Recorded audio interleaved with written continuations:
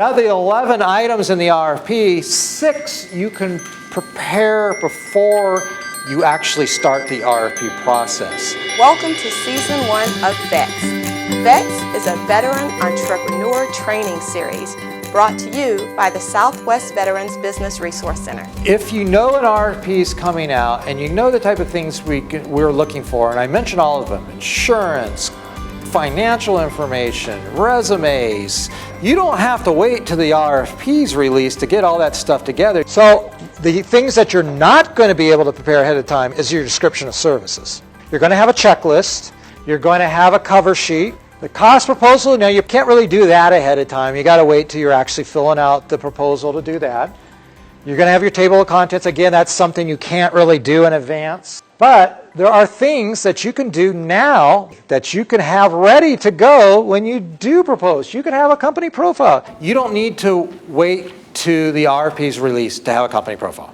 I can tell you, just type something up, tell a little bit about your company, who the owners are, what you do and everything. You do not have to wait to the RFP's release to do this. Do this now.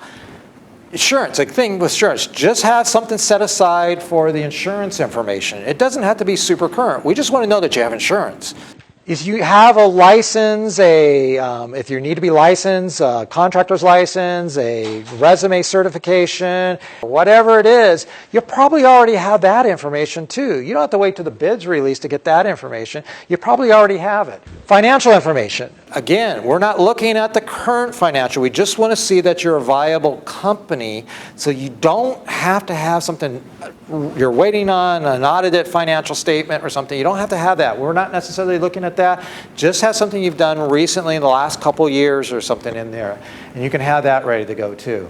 And your credentials, resumes, if you can get that prepared ahead of time, it shouldn't be a problem. Sometimes if you're adding more onto it, you may need more, but for now, it shouldn't be a problem.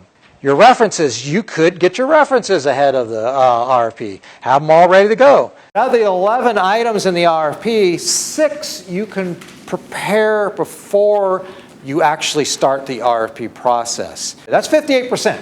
If you can go into this RFP process and have 58% of the RFP pre-prepared, you're home. And we're still going to give you 3 to 4 weeks to get your responses in anyway.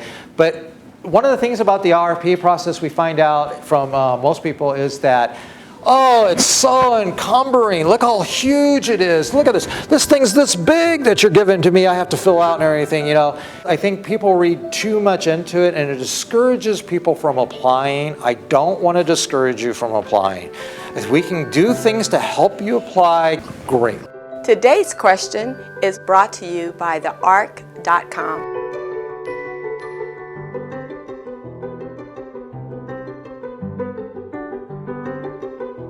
The Southwest Veterans Business Resource Center, where communities serve veterans.